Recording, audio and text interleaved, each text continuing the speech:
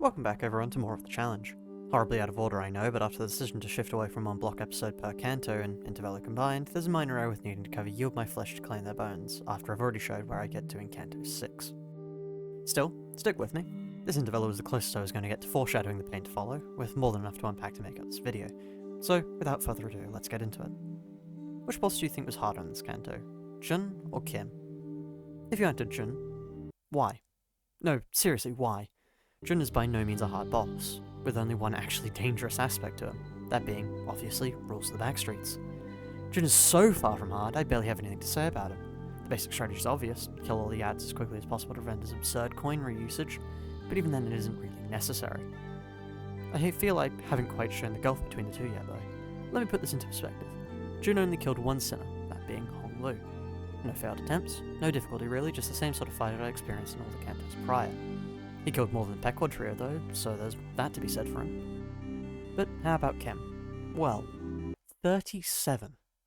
37 agonizing attempts, some going on for minutes at a time, others ending instantly. Bearing in mind I hadn't met Batcliff yet, this completely shook me. I have around an hour and 40 minutes of footage from fighting him, which I'll play for you at an incredible speed momentarily. But just to put this into a better perspective, if Kim killed 4 sinners every attempt as a reasonable estimate, he would have killed 148 sinners across all the attempts I put into his fight. This is, quite clearly, more than Jun's kill count. I felt like I was beginning to distort at the time, needing to take frequent breaks so as to not entirely crash out. But you know the funniest part? This was only the first time I had to fight him. Kim appears twice in this Kanto, with his first appearance being a single battle encounter before you have to chase him into the fathoms of ego. This is immediately problematic as any potential strategy to do with the farming of ego resources prior to spam chains of others isn't possible without an entire dungeon beforehand. He also has high clashing skills, with paralyze application to put us even further on the back foot if we ever get hit. But, as well as this, he has the immediate hallmark of a difficult boss. His sanity is strange. All of Kim's skills are negative coin based, which is unusual for any boss in the game to be using, but surely this is an advantage to us. If he wins clash against us, his sanity will increase, keeping him in a balance of being weak and strong in clashes as his SP remains around 0. Which, you're right, that would be an advantage, if that's how he worked at all. No, Kim has other ideas. Whenever he wins a clash, he loses SP and vice versa. This is incredibly problematic, not least because of the fact that we can no longer count on him to remain in a balance, but because this also makes sanity reducing effects like sinking actually directly harm us rather than potential benefit they may provide for any other boss fight where we can get chip sanity damage in. So what's my strategy for this boss fight, you ask? Well, it's honestly rather simple. Just don't lose clashes. As soon as you lose a clash, Kim is going straight into the negatives and one of our sinners is going to be borderline staggered or paralysed to the point of uselessness. But, for this instance at least, once we get past the first few turns, everyone in the encounter has enough SP to ensure moderately smooth sailing. So, without further ado, let all the attempts roll at an insane speed. Epilepsy warning for the following footage, it'll be safe to open your eyes when you next hear me talk, or skip instead to the time provided on the screen right now.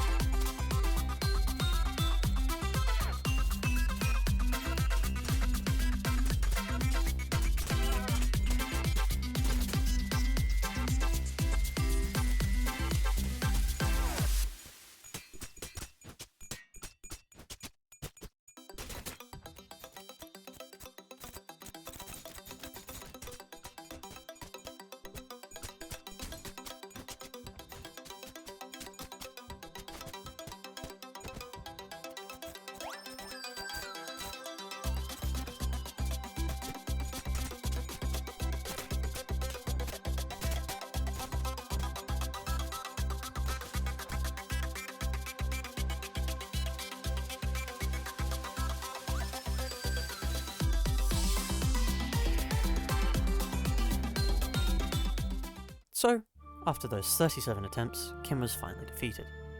For the first time. Remember how I said Kim appears twice in this intervallo? Well, that's right, because now we've got to chase him into the fathoms of ego to resolve it for good. Now, this is a bit of a double-edged sword for reasons I'll get into right now. On one hand, this prelude allows us valuable time to get the resource and sanity we'll need going into the final fight with Kim. Although we can't start the fight with Kim's sanity raised, we can still go in with the sanity of our own sins raised, gained in clashes from the previous nodes of the dungeon.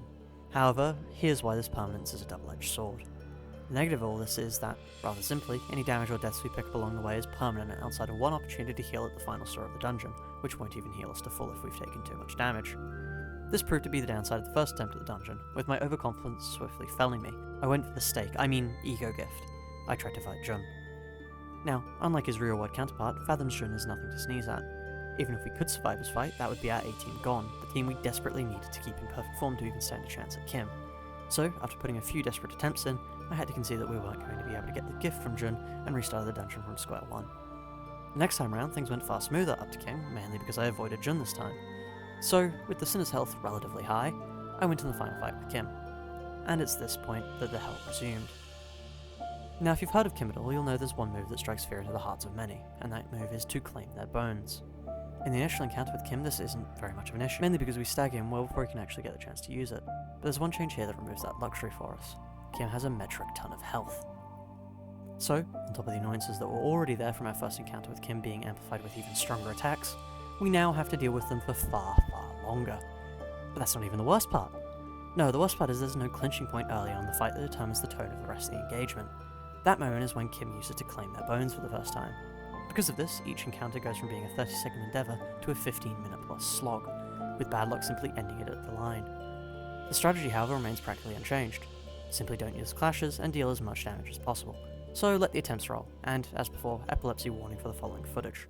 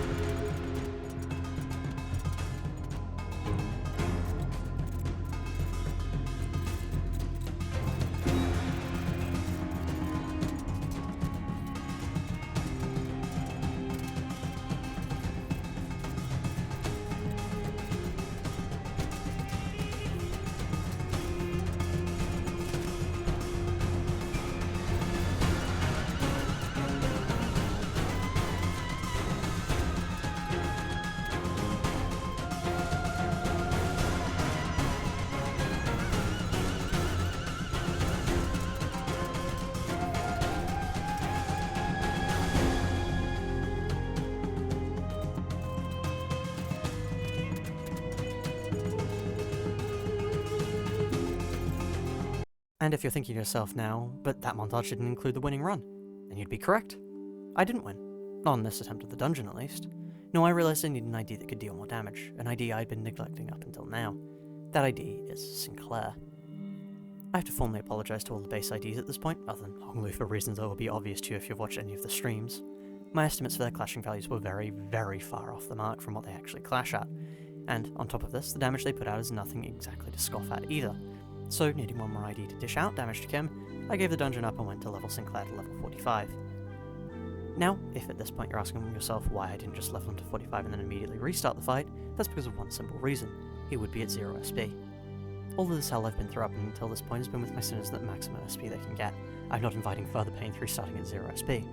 So it was time to return to camp.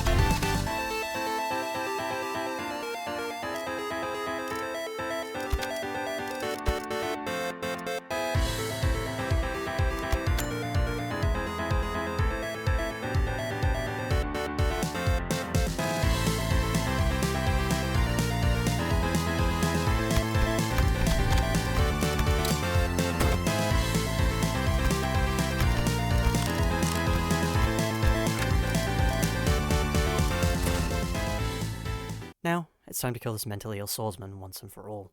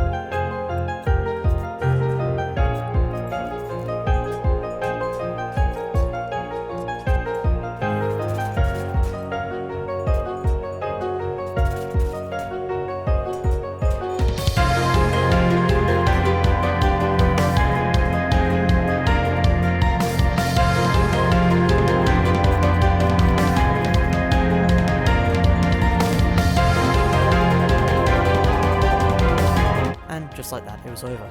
We had won. In a total of 3 hours of attempts, we'd killed Kim. I was genuinely relieved. Kanto VI seemed like a breath of fresh air compared to the hell I just had to endure. And that relief stuck. Until I met Batcliff. If you've enjoyed this episode of the challenge, please do subscribe. I'm hoping to hit 500 subscribers by the end of the year, and it would mean the world to me if you thought my content was good enough to deserve a subscription. As well as this, I've been streaming the attempts at Batcliff for the past few days, and I'll be continuing to stream the rest of the challenge even after he's defeated, so if you'd like to join me for that adventure, then go ahead and join.